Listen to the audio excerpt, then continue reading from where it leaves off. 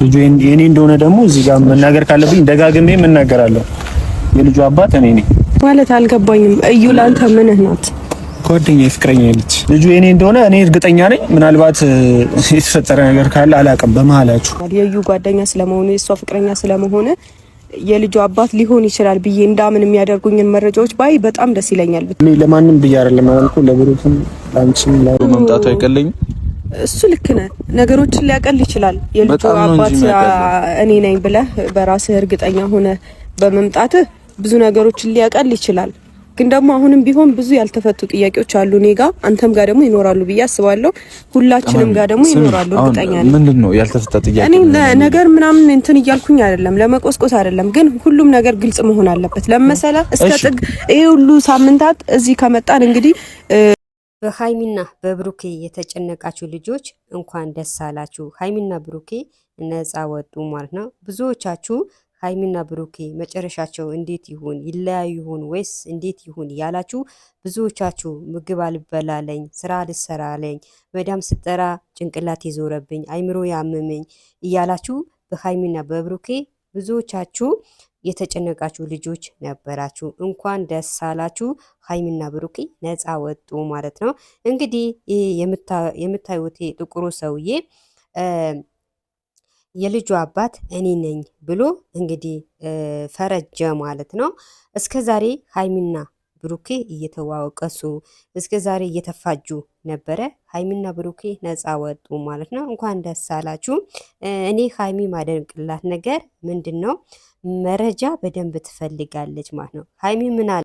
ሃይሚ ያራዳ ልጅ ናት። ሃይሚ አስተዋይ ናት። ሃይሚ ጀግና ናት። ሃይሚ ጎበዝ ናት የምንለው በምክንያት ነው ማለት ነው። እኛ ሰዎች ስንደግፋቸው በምክንያት ነው እንጂ አለ ምክንያት አንደግፋቸውም ማለት ነው። ብዙዎቻችሁ ከሃይሚ እርግጠኛ ነኝ ጥሩ ነገር ትማራላችሁ እንጂ መጥፎ ነገር አትማሩ ማለት ነው። እንግዲህ የልጁ አባት ዛሬ በብሩኬ ቤት ብቅ ብለዋል ማለት ነው። እንግዲህ እንደሰማችሁ የዩ ባለቤት ነኝ፣ የልጁ አባት ነኝ ብሎ መልስ ሰጥተዋል። ሃይሚ ምን አለችው? የዩን ባለቤት ይሁን የልጁም አባት ይሁን ማስረጃ እፈልጋለሁ ብላ መልስ ሰጥታለች ማለት ነው። ስለዚህ ከሃይሚ ምን ተማራችሁ? እስኪ ከሃይሚ ይሄ ነገር ተማርኩ የምትሉ ላይክ ሰብስክራይብ ማድረጋችሁን እንዳትረሱ ማለት ነው።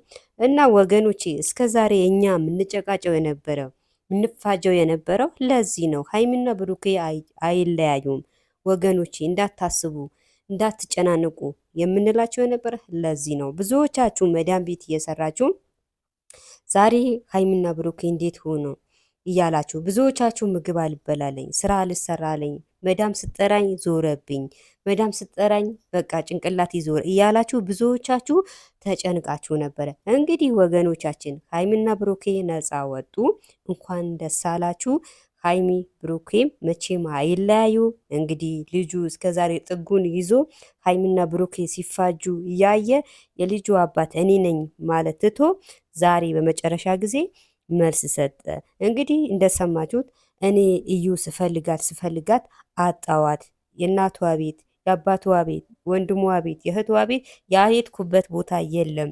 አሁንም አላገኘዋትም እና አሁን እንደ አጋጣሚ ስሰማ ነው የመጣሁ ብሎ መልስ ሰጥተዋል ማለት ነው። እንግዲህ ሃይሚና ብሩኬ ነፃ ከወጡ ሌላ የራሳቸው ጉዳይ ነው፣ ራሳቸው ይውጡበት ማለት ነው።